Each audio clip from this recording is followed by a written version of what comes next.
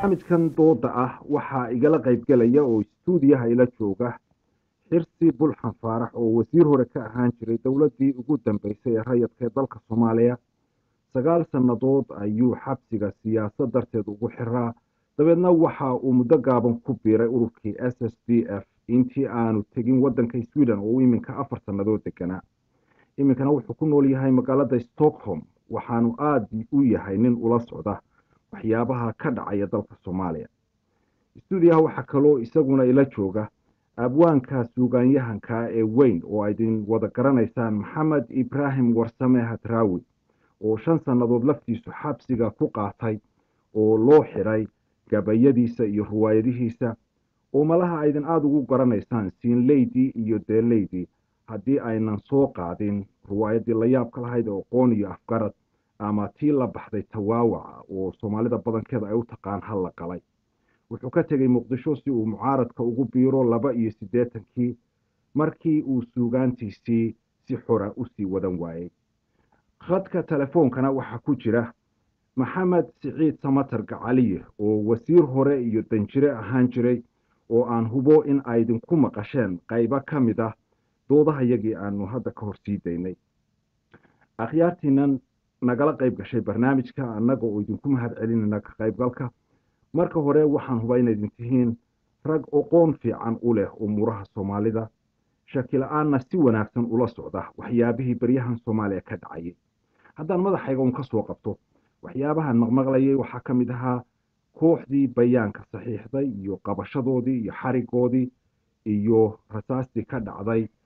garoonka cayaaraha aaskii Ismaaciil Jimcaale Cusuble iyo dhaqdhaqaaqa mucaaradka iyo umuuro la mid ah marka ugu horeysa min kelmad teebaydin oran lahaydeen waxyaabaha aad Soomaaliya ka maqlayseen inay baryahan ka dhacayeen waa ugu muhiimsanaayeen aan ku bilaabo xirsi bulxan ayaamahan wixii ka dhacayay Muqdisho oo aad haatan dhowr arrin aad ka xustay mid aan mid ka muhiimsanayn ma ayan jirin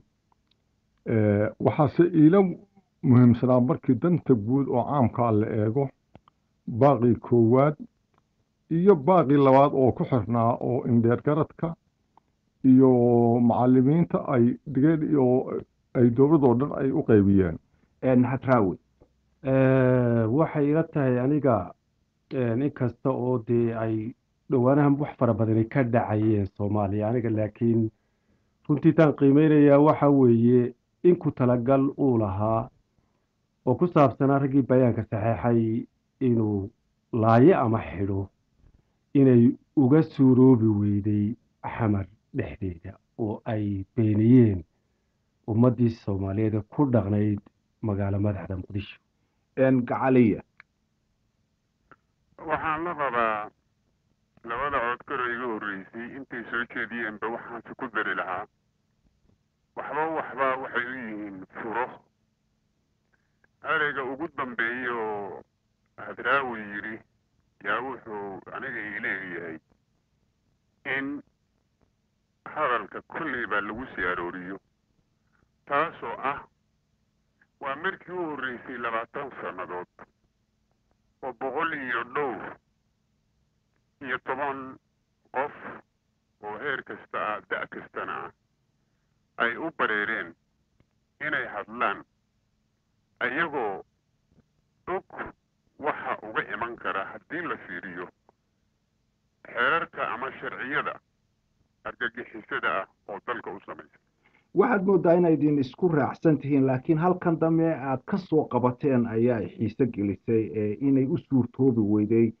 dowladda Soomaalida in ay raggaasi xarig ama dil marsiiso Hadraawi maxaad sababtaa aad uga dhigaysaa ama siday xiisaheedu kuugu muuqata xiisaheedu sida ay ugu muuqdaa waxa weeye runtii sida uu u yaalo nin xogagaal u ah wixii dalka ka dhici jiray sidii iminka Gacaliye lahaa kadibna magaalo madaxda iyadoo la joogo Muqdisho in bareerkii ugu weynaa la sameeyey ha la sameeye isagu inuu isku dayay tallaabooyinkii uu qaadi jiray wakhtiga ay xaalado sidaas oo kale ahi ay dhacaan ama uu isku dayi jiray in uu had iyo goor ka hortago in kuwa la mid ihi ay ka daba iman karaan isaga oo kuwa soo socda ka cabsi qaba ama ka warwar qaba in xaalado yaryar oo dhaco xaalado yaryar oo dhaca uu had iyo goor kaga hortegi jiray maaragtay siyaabo maaragtay foolxuno aan loo baahnayn ku talagalkiisii markana inuu isagu ku talagashana inuu siduu yeeli jiray uu yeelo macnihii anigu uma jeedo isagay wax iska bedelay waxa weeyaan ku talagalkiisii uu isagu yeeli lahaa sidii uu yeeli jiray hore looga bartay ayaa beenowday taasina waxay ku beenowday in dadkii ku noolaa magaala madaxdu ay iyagoo isku duuban horena ugu tashadeen isna gaadhsiiyeen ficil ahaanna ku muujiyeen oo raggiiyo maxkamadda loo wado ay khasab noqoto inay furtaan oo dabeedna maaragtay ay beeniyaan ku talagalkiisii isaga gacaliya ma isla sidaasay kuugu muuqatay adigana mase waxbaad ku daraysaa madaxweynaha soomaaliya iyo kooxda la talisaayey waxaa u muuqatay inay ummadda soomaaliyeed wax badan uur lahayd haddii ay wax dhici lahaayeenna kuldilaac inuu dhici lahaa taas baa waxay caaqibo u noqotay isaga iyo xataa raggii xiraayo cadibnaaba inuu dhanka kale uga wareego xeel kastaba ha u ahaatee inuu markaa iyagii xariga ka soo daayo sida uu karki karaayay u qaboojin lahaa baan anigu u arkaya xirsi bulxan waxaan u arkaa laba arrin ayaa iskaashaday mid waa midda haatan hadraawi uu sheegay oo midnimada soomaaliyeed oo isku xiran xooggii oo isku duuban ayuu arkay dariiq uu ka marana waa uu waayey midda labaad waxay tahay barashinkii dibadda caalim weynaha kaga yimi oo isa soo xirxiray midda labaad oo muxuu ahaayey hakise ayay ahayd laakiin waxaan u arkaa isagu ama berri ha sameeyo ama saadamo ha sameeyo inta kursiga uu fadhiyo waa isla iyagii haddiise ay isku xirnaato ummadda soomaaliyeed meel uu ka soo galo ma uusan helayo oo ummadda muxuu ahaayey waxa ay doonayso ma hor joogsan karaayo laakiin hadday kala yaacaan haddee isagiibuu noqonaya oo wuxuu arko ayuu qoorta goynaya marka waxay idinka hadasheen midnimo iyo in ay waxyaabo berigii hore dowladda soomaalida ama maxamed siyaad u suuroobi jiray aanay iminka u suurtoobayn oo midnimada soomaalidu ay ugu wacan tahay midnimadan aad ka hadlaysaan xaggee bay idinka bilaabi lahaydeen xaggey ka jirtaa gacaliye suriidow waxaan jeclaan lahaa maadaama taamatay arrinta wax walba ka dhimanayaan inaan ereynin aad u ah heesaa wanaagsan oo soomaaliya laga jecel yahay anigu ma aqaan gabayga ninkii lahaa inuu isagu lahaa iyo nin kale yaa heeseo wuxuu yidhi runta looma sheegaay beentana uu riyaaqaay ruuxii la taliyana kama raalli noqotoy waxaan u malaynayaa siciidow dhowr kol baad weriga qabatay arrinta midnimada waxaan u malayn soomaaliday ka hadashay aad bay uga hadleen midda lagu midoobi karaa sidii hadraawda uu sheegay xirsi bulxanna ugu celiyey meeshaan waxaa ka maqnaa waxay ahaayeen taladii iyo tabartii ummadda soomaaliyeed oo firiiristay yaa laga bililaqaystay oo xukunku ku raagay xukunkan kaliya maaha africa oo dhan bay taallaa adduunka oo dhanna way ka dhacday meesha ay taal kalitaliska oo dhan wuxuu ka helaa kuna waaraa waa meesha ummaddu qaybsan tahay haddii la helo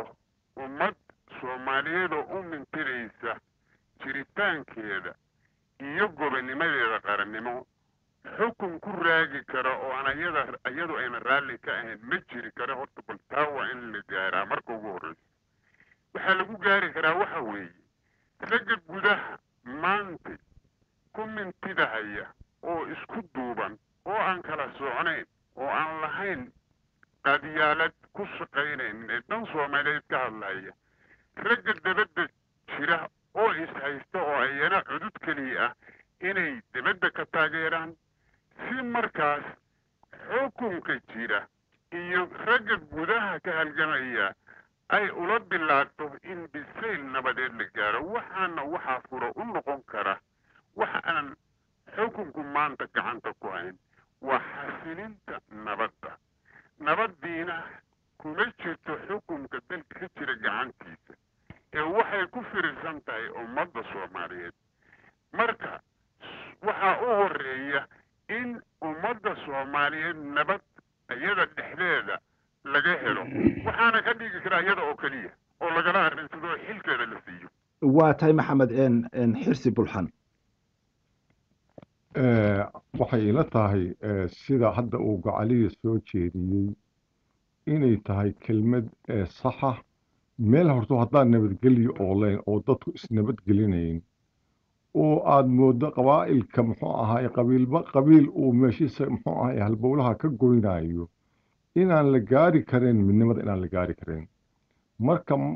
u horeysa waa in dariiqyada magaalooyinka meeshii laba reer degan tahay iyo reer walbaba gudihiisa in nabadgelyo lagu dadaalo oo nabadgelyo muxuu ahaay salka muxuu ahaay tiirka loo aaso marka xigana dadka dibadda jira waxay ku xiran yihiin dadka gudaha ku jira baaqaa ka soo baxa ayaa dadka dibadda jira ayidi karaa iyaguna doorkooda ka cayaari karaanin labadaa arrin oo midna uu yahay nabadgelyada gudaha midna uu yahay ururada mucaaradka ah oo isku xirma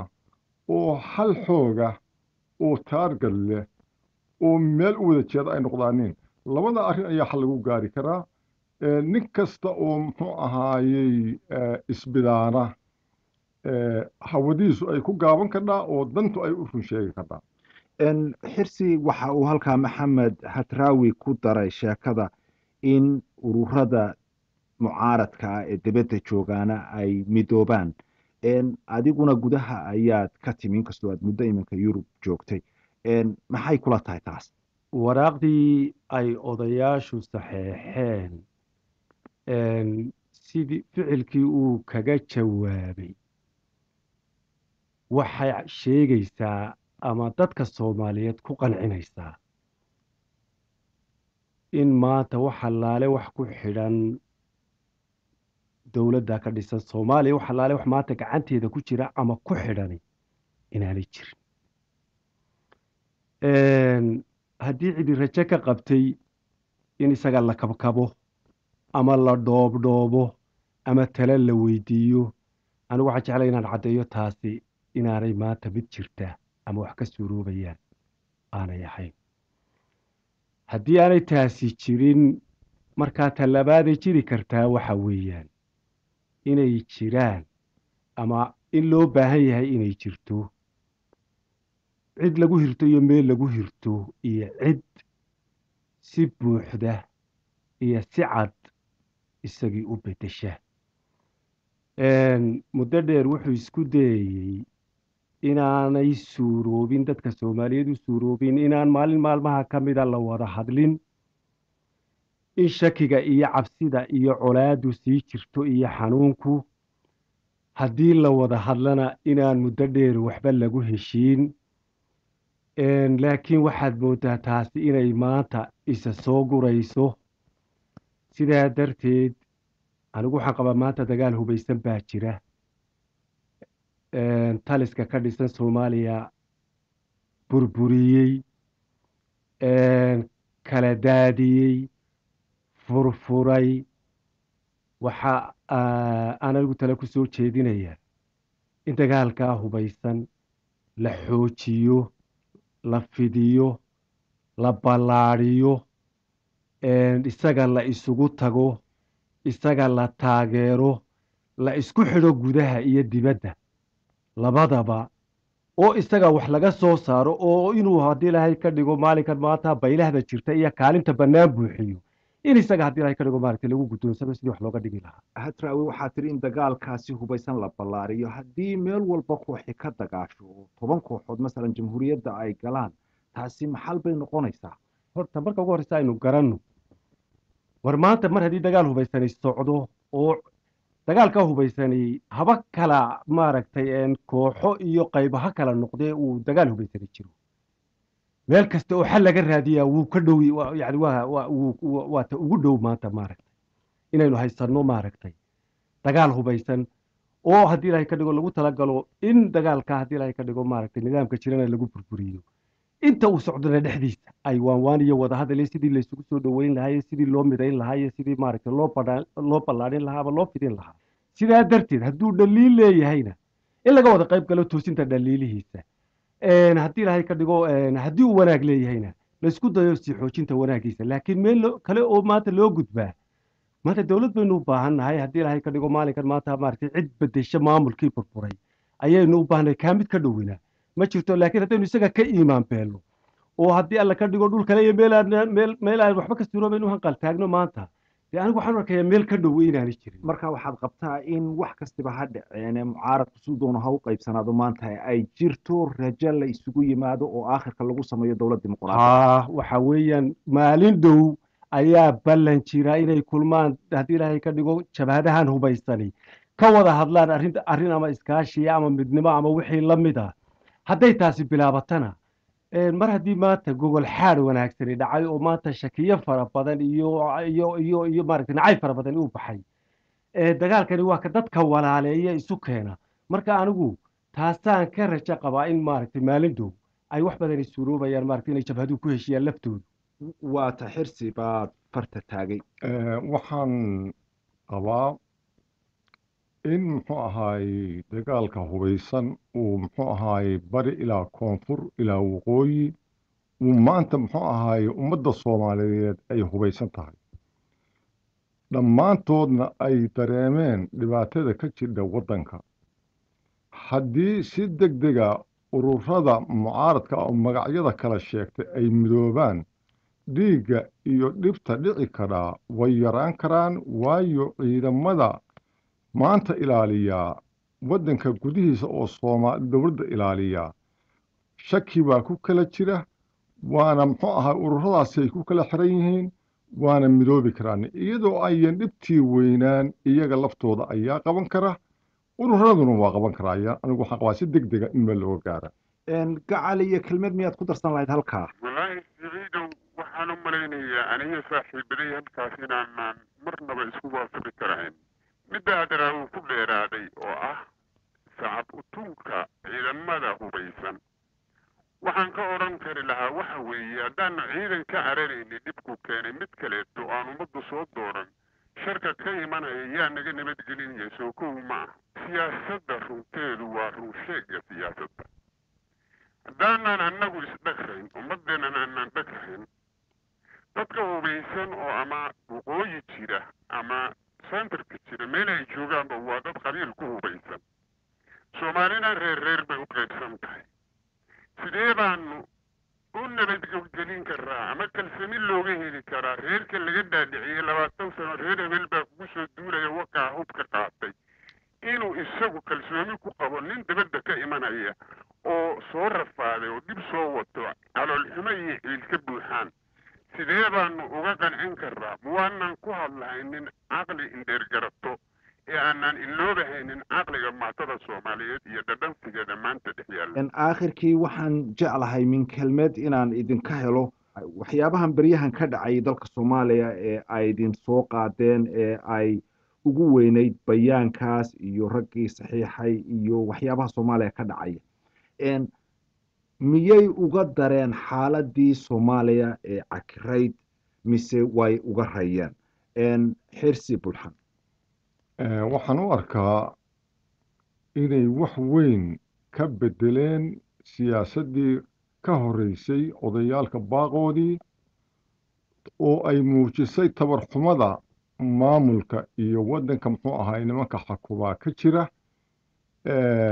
ummaddiina ay gelisay geesinimo iyo in la hadli karo oo wax weyn ay tadhay inkastoo dhibaatadii iyo muxuu ahaay wax walba ay meesha yaalleen waxaa ii muuqata nidaamkii oo oodaha roganaya oo sii burburaya oo aanay waxba ka noolayn taa aan maanta yididiilada iyo rajada aan u arkaa waxa weeye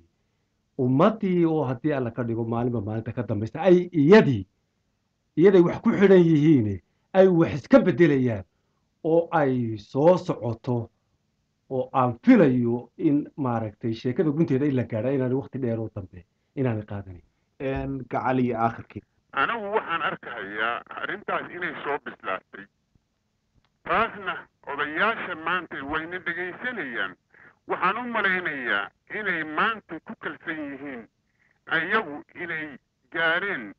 mar ummadda soomaaliyeed u bisishahay